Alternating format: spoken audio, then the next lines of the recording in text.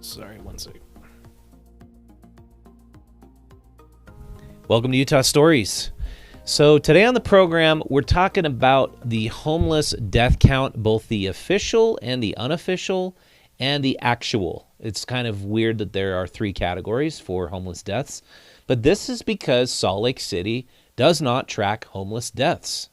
And I've just found that shocking until since I learned that about 2 years ago, that homeless people die on the streets and nobody is there to count when a homeless person dies.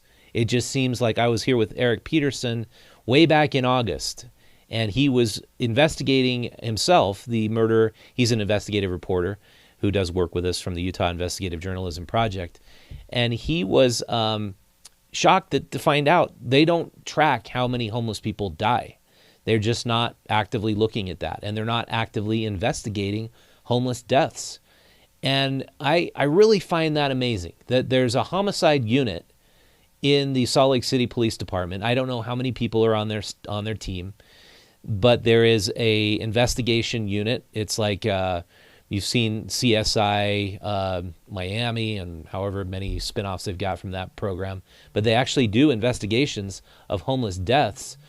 And I'm gonna pause because there might be a technical problem, and I will get right back to you.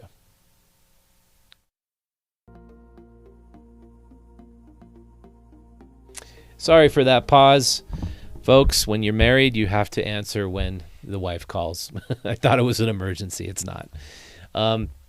So my point is that nobody is tracking homeless deaths, and I discovered that with Eric back in August last year.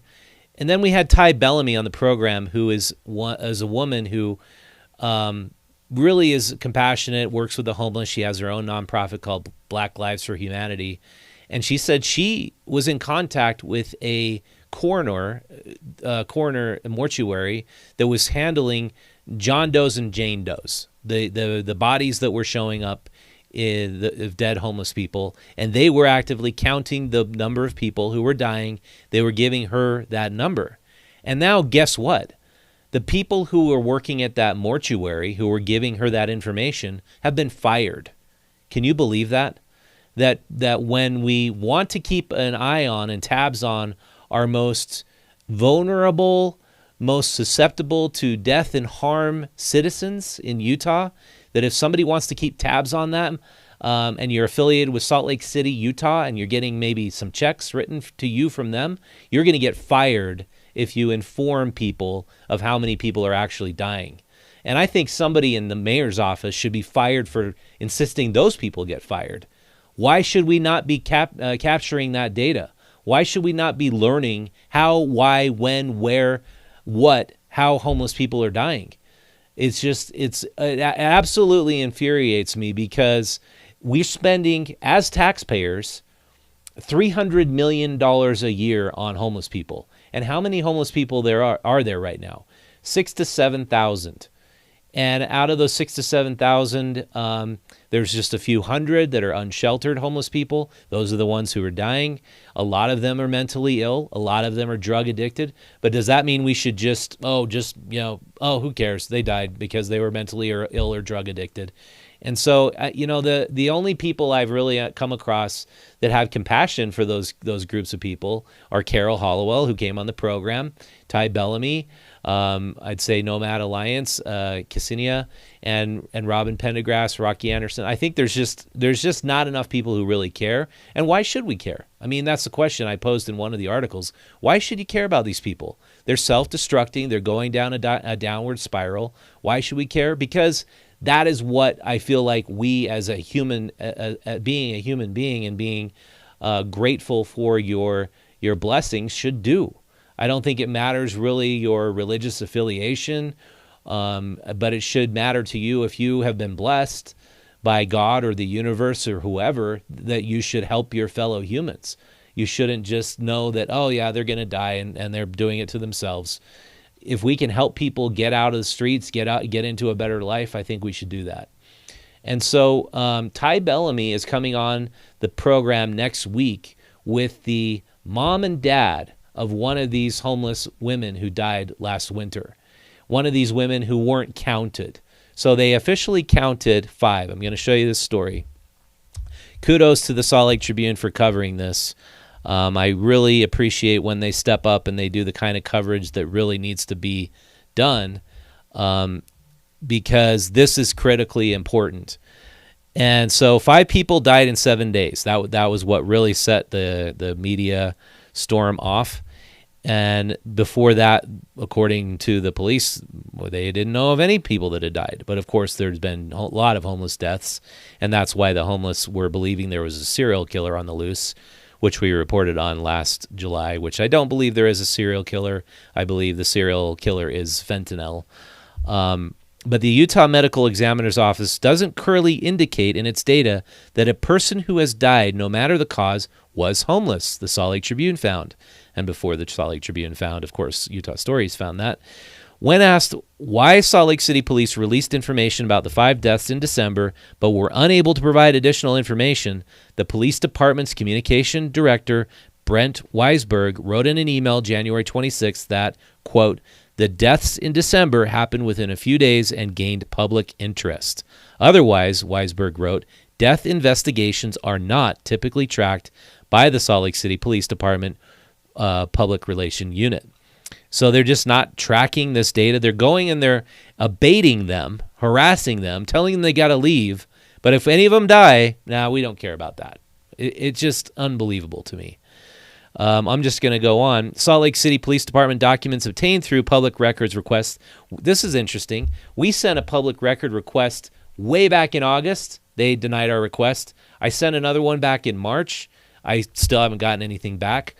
The records request department has something seriously broken with it when you're an independent journalist from a publication, even that's won best feature story in a magazine in Utah in 2017. They don't want to comply with our requests, but they did comply with the Tribune's requests, which I'm happy they did. But it painted a grim picture of that December week. When National Weather Service records show that city received more than a foot of snow and an average low temperature surpassing 20 degrees with an average high of just over 32, most days temperatures did not rise above freezing. The first death was December 12th when officers found a man dead outside of his tent, which was on the railroad tracks near 10th South 500 West. A man in the scene told the police the victim froze to death. A woman who had been staying in the tent with the victim said he would often go out on cold nights and start a generator to keep warm, and added that he had smoked methamphetamine the night before. As she spoke with the officer, she told them that she couldn't leave the tent because she was cold. The man's family later told police he had asthma and recently had a cold. So Ty Bellamy told us that a lot of the homeless people are using meth to keep warm because it speeds you up so much. It speeds up your metabolism. It makes you want to move around. You can move up and down. You can keep warm with your body.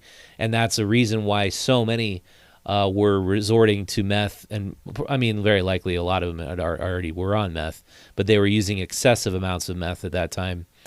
4 days later, officers found another person dead after sleeping on the ground overnight, which is known as in the island area of the Rio Grande Depot at 300 South 500 West. When officers found him, he appeared stiff and rigid, with his arms sticking straight in the air. The rest of his body was underneath the blanket, police records state. Officers noted that the victim saw medics the day before and refused treatment or services. That happens sometimes, too. There was a man with clubfoot that Rocky Anderson tried to help, and the man was refusing care until Rocky insisted he get care, and he had to have his foot amputated. It's just very sad because these people are obviously mentally ill, and they should be rounded up and put into a mental health facility. But there is no such facility. We don't have even a place to just put insane people and let them come down off of their mental illness and drug addiction to possibly save their lives. That doesn't exist anymore. We talked about that with Carol Hollowell as well on the program a couple weeks ago, or last week. They found a person on December 19th dead in a tent. 911 had been called. They didn't know the victim's name.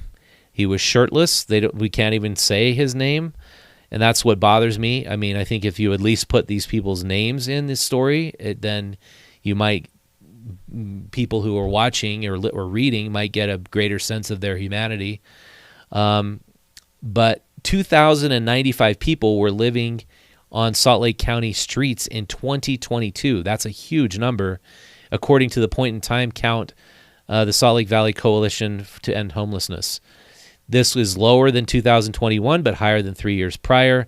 Volunteers conducted this year's point-in-time count. So I encourage you to go read this Tribune story. They did a really great job. This was written by Peyton Harkins. So kudos to them. But this is what I don't understand. The mayor was willing to sign an emergency order to expand shelter space, but she still has in place the emergency provision of going out and harassing and destroying all of the homeless encampments and all of their property. I mean, does she not see those things are counterintuitive to each other? That you might create more emergency shelter space, and that's going to help save some lives. But the reason why you're destroying so many lives in the first place is because you are going in with front-end loaders, backhoes, and destroying all of their emergency provisions to stay warm, to stay healthy, to prevent freezing to death. And I found a guy, I don't have this footage with me right now, but if you go back to about 3 or 4 episodes, especially I think the one with Quintanilla and Rocky Anderson, I show a guy who had just lost everything he owned. All of his belongings were just thrown away the day before. And he found a piece of plastic. He said, I guess, this is what I got so far. I'm going to try to round up enough things to stay warm. This was back in December. I mean, that's what she is ordering the police to do. And how is that okay? I just don't understand how that's okay to say, oh, it's a state of emergency. We're going to open up more shelter space. But at the same time, we're going to just steal and take all of their belongings, rough them up, make sure they don't get comfortable in our streets. It's like, it really bothers me because another big thing is about to happen. CBS 60 Minutes is going to have the whistleblower for the LDS big story that came out that they were hiding $100 billion in a bank account that they did not want to tell anybody existed. This guy named David Nielsen is going to go on 60 Minutes, and actually the 60 Minutes is the first news agency he's agreed to talk to. This is going to happen on Sunday. And if it weren't for this guy, David Nielsen, coming forward, this $137 billion now, it was $100 billion, I think, prior to COVID, is there, sitting there, because it's just excess funds the church has earned from their investments. Is there anything wrong with that? No. But not divulging that money and holding that money and considering themselves the Church of Jesus Christ, it's right in the name there, of Latter-day Saints, and not spending that money towards creating something like a facility that could help homeless people, just seems to me to be absolutely an abomination of using Christ's name in the name of the church. And this comes from somebody who was a former Mormon. Half my family is still Mormon. My mother still attends Relief Society. I love Mormon people. But it's absolutely an abomination and a disgrace that all the money that my ancestors and family members have put into the church that's resulted in these profits isn't going towards helping more homeless people. Instead, it's sitting there in a big bank account, accruing all this additional interest and wealth, and it's not being used to help save lives here in Salt Lake. Like, I think it's awesome that the church sends out money and humanitarian aid all over the earth, that whenever there's a crisis, the Church of Jesus Christ of Latter-day Saints will show up. They give out food. They give out blankets. They give out anything that's needed. They did this in Armenia, where my ancestors came from, and when there was a giant earthquake there. But this money, as James Huntsman sued the church over, should be used for church-related interests, not building giant Mormon malls, not enriching the church even further, not building a massive, giant kingdom of glory to earthly and man-made creations, but it's supposed to be a kingdom of God, right? Even though Christ said the kingdom of God is not on earth, the kingdom of God is within you. If you're going to help people, then do it. Do it under using Christ's name. Don't use that name unless you're going to do something Christ would promote. And we're actually going to have an essay about that in our next issue of Utah Stories magazine. Again, I love the church members. I love Mormon people. We have a lot of great Mormon advertisers, but I do not think it is at all in any way anti-Mormon or a disgrace to not to call out the church when they are not acting responsibly with the money that they've earned. So with that, thank you so much for watching. I hope you have an excellent weekend. Be sure to pick up our latest issue of Utah Stories magazine. This is the cover. Look at that awesome cover. That is a tidal wave of beer coming over the Eagle Gate. I had to, poll people to see if they could tell what this is. Yeah, that's a great view of it. We were expecting floods in May. I don't know that the city creek is going to flood like it did. There was once a river going down State Street in 1983. We wanted this image to kind of harken back to that. But you can see the man is holding beer. He's facing the flood, the tidal wave, courageously with his wife. And it's an awesome image. Congrats to Young Huang, who did the illustration for us. And you can pick up Utah Stories yourself in some of the most awesome locations downtown Salt Lake City, or subscribe to the magazine for just $2 or $3 a month, and we will send it to your door conveniently every single month, and you'll help support the voice of local Utah and by doing so. Or if you do not have the funds now, subscribe to our free email newsletter, and we will send you one spam-free email every single week promoting the voices of local Utah, including the homeless, because we believe their voices count as well. So thanks so much for watching. We'll see you next time.